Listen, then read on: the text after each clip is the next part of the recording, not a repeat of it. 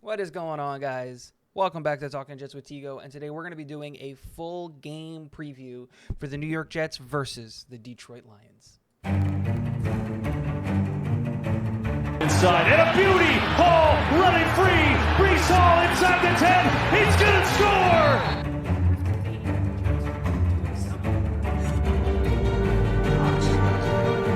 What is going on, guys? Welcome back to Talking Jets with Tigo. My name is Tigo, and today we're going to be doing a full breakdown on the New York Jets versus the Detroit Lions. Guys, if you haven't seen my previous video about the breaking news about Zach Wilson, the card is right up here. Go click on that video. But I did announce, obviously, I'm still sick, guys. Still dealing with whatever this is. I'm not sure what it is. Still got a low-grade fever and not feeling 100% great. But I honestly miss making videos, so I'm not going to waste any more time. I'm not going to try and wait till I get healthy. I'm just going to make the videos, and I'm not 100%. I don't want to sit here and lie to you guys and say that I am 100%. That's just not true. But I miss making videos. I want to make videos. I want to talk Jets football. So let's hop right into it. Obviously, we know the biggest talking point that everyone's going to want to talk about, specifically when it comes to the focus of this game, is going to be Zach Wilson is starting. And what does that mean implication-wise for the New York Jets? Because obviously, we had our least productive games when it comes to wide receiver production with Zach Wilson. And Mike White was incredibly productive when it came to being a quarterback under center. But we also had our most productive running games with Zach Wilson under there. And part of that is obviously because we ran the ball quite a bit with Zach Wilson. Other part of that's probably because I think Zach Wilson provides a threat in the run game that Mike White just doesn't. You have to account and make sure and accommodate for Zach's legs, and you don't have to do that with Mike White. It's something else to prepare for. It's one of the reasons why I think it never made sense to me why Zach wasn't the number 2 quarterback and why he didn't have a red zone package. Yeah, the accuracy and whatever with throwing the ball, but like with his legs and his dynamicism with his legs, he's always a threat. And the one thing that Zach was doing well was the RPO, which is a great play call for, the red zone, which you can't really run with, with Mike White. You can run a traditional RPO, right, where either you hand it off or you throw it. But I mean like a triple action RPO where either Zach can run with it, the running back can run with it, or he can throw the ball, wasn't an option with Mike White.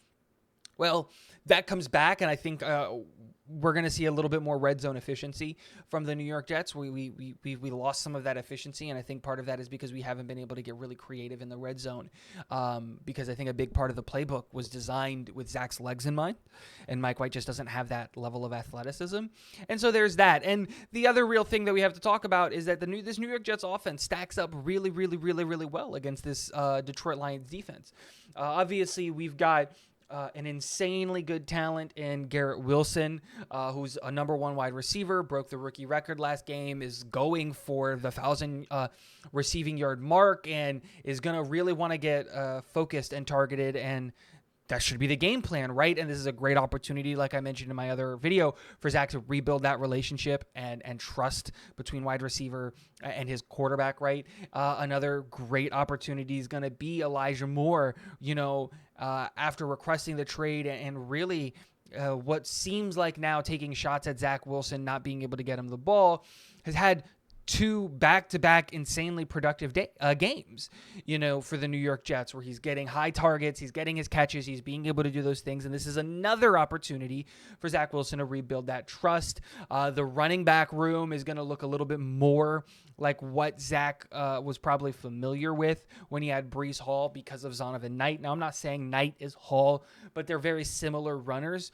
If you take away that home run hitting ability and speed that Brees Hall has, that's what Knight is, right? Knight seems to be a Brees Hall light, and has really exploded onto the scene, which I'm super happy for. I'm so glad that I was wrong about Bam Knight. I'll eat that receipt every day of the week. That was fantastic, and that's really going to help out. And we hope that we get bounce-back games from our tight ends, because they just weren't good against Buffalo, and they weren't good against Minnesota either.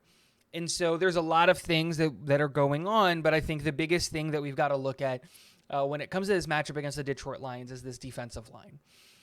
They've got two really, really good players, both rookies, which I think is really, really awesome. Obviously, they have their first-round pick in Aiden Hutchinson, the number 2 overall pick at edge. He's having a really good year for them.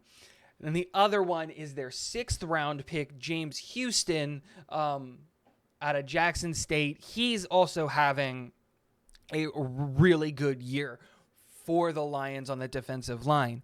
And where the Jets match up really, really well is obviously on the outsides.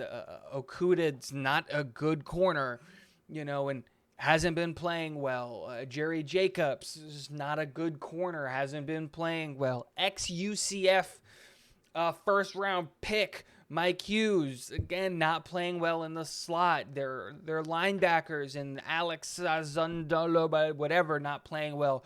A guy that I really liked out of the draft that they took, the 6th-round linebacker, Malcolm Rodriguez. I always had the Jets taking him late in my mock drafts. Isn't playing like he was at the beginning of the year. The safeties and Elliott and Joseph just aren't.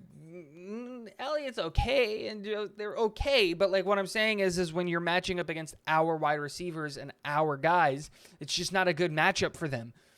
Garrett Wilson and Elijah Moore are really, really lethal 1-2, and even though Corey Davis is out, it doesn't matter. We still have Braxton Berrios. We still have Denzel Mims. We have other guys that are going to give them a hard time.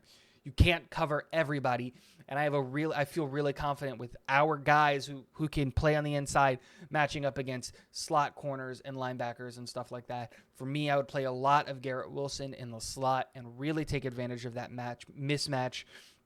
That height differential, that speed differential against Mike Hughes, or even if you can put him in motion and get him covered by a linebacker, that seems like that has touchdown written all over it for me.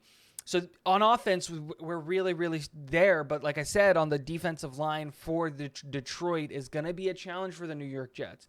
We obviously know that Dwayne Brown is playing with an injury, and it's looking more and more as the season goes on that he's playing with an injury. Laken Tomlinson, our big money free agent, hasn't been playing well. He's been getting better, but he's still not great, obviously. McGovern and Herbig have been playing excellently. And like I said, it's a really, really good thing that they've been playing well because we lost Max Mitchell, our stud rookie right tackle, and now we're having to play George Fant at right tackle, a position that we know he doesn't play well, and he hasn't played well there, like, at all. And so I'm worried about this defensive line against our offensive line because that's where Zach is going to struggle, right? Like, the idea would hopefully be you give Zach a clean pocket so that he can really build his confidence and all of that stuff.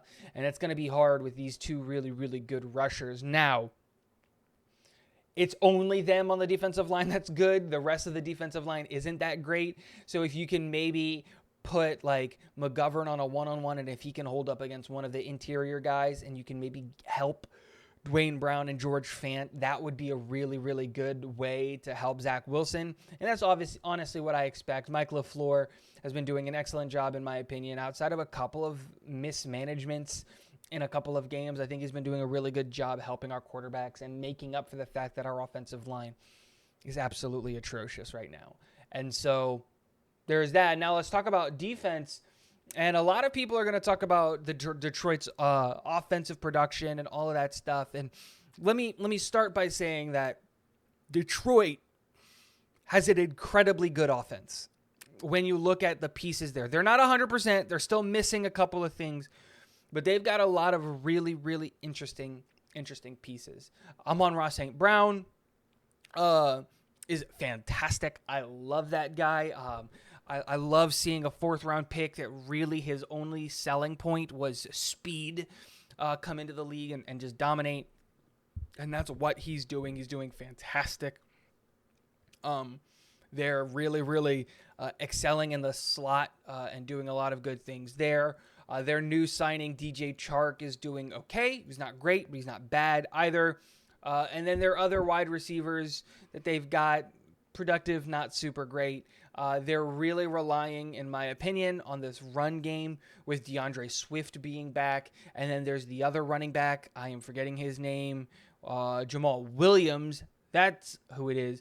Having really, really good and honestly really, really important roles in this offense. And then obviously we know that they got weaker. They traded away TJ Hawkinson to Minnesota, and we got to see him there. But they've got a really, really good set of weapons. They've got really good running backs. And I think the real place where they're excellent is the offensive line. Penei Sewell, their first round pick a couple years ago, is fantastic. Logan Stenberg, I don't think he's been starting for them the whole time. Sorry for the yawn. He's been relatively good. Frank Ragnow, their center, has been playing excellent. Jonah Jackson's been playing excellent. Taylor Decker's been playing excellent. Like, they've got a really, really solid front four when it comes to that offensive line outside of the right guard.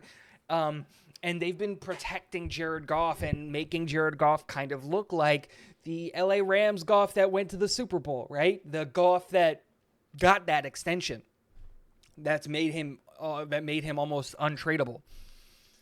The real thing that I look at is that Detroit is only really putting up points against defenses that are bad. If we look against their matchups and whenever they play a defense that looks like anything like what the Jets have, and I think the Jets have one of the best defenses in the NFL, if not the best defense in the NFL. When we look at when they face, top 5 defenses, top 10 defenses, they don't look good at all. They're really putting up points against bad defenses. I think the ultimate example of this is Week 4 against Seattle. Seattle has one of the worst defenses in the NFL right now, and they were able to put up 45 points in that loss. But then they follow up that 45-point showing against New England, who has a good defense, a good passing defense. They have a good defensive line, just like the Jets do. 0 points. They go to the bye week, and then they face Dallas. Good defense, good defensive line, good secondary. 6 points. Then they go against the Dolphins. Bad defense. It's just the reality of the situation. They score 27 points. They still lose that game because the beating Miami is a lot more than just facing a bad defense. You have to stop Tyreek Hill and Jalen Waddle, which is much easier said than done. Green Bay, another defense that's been playing relatively well. 15 points. They win that game because Green Bay is broken, but that's besides the point. They only put 15 points up on Green Bay. Then they get a couple of lucky runs against bad defenses. Chicago, 31 points. You should do on a bad team when you have those weapons, when you have a bad defense. The Giants, again, bad defense. They don't really have a super stalwart, stout defense. 31 points. Buffalo Bills, they're hurt. 25 points. Jacksonville, they put up 40 points. Bad defense.